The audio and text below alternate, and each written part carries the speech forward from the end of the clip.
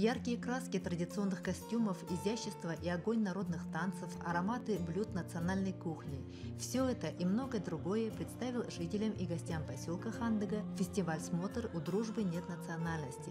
Формат нынешнего фестиваля был интересен тем, что не национальные диаспоры знакомили жителей с особенностями своих культур, а команды, организаций и учреждений представляли ту национальность, которая выпала им по жеребьевке. И что примечательно, каждый коллектив внутри себя был многонационален, ведь в Тампонском районе проживает 52 представителя разных национальностей. Вот этот головной убор, каждый орнамент, да, говорит, рассказывает о какой-то истории народа, да, о какой-то сказке, легенде, вот этой природы Кыргызстана. Вот это каждый узор рассказывает об этом.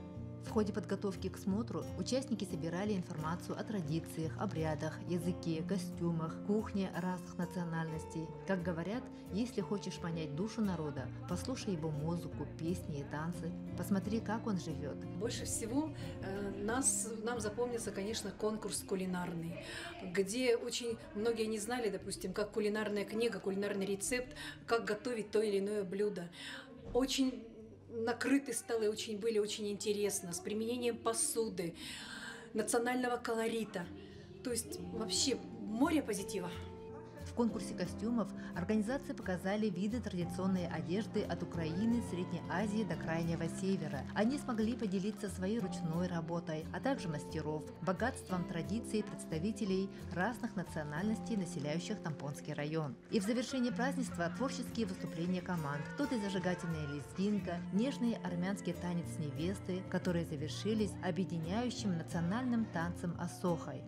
Гран-при фестиваля «Смотра. У дружбы нет национальности» заслуженно завоевала команда Сосыльского наслега. Все участники награждены по номинациям.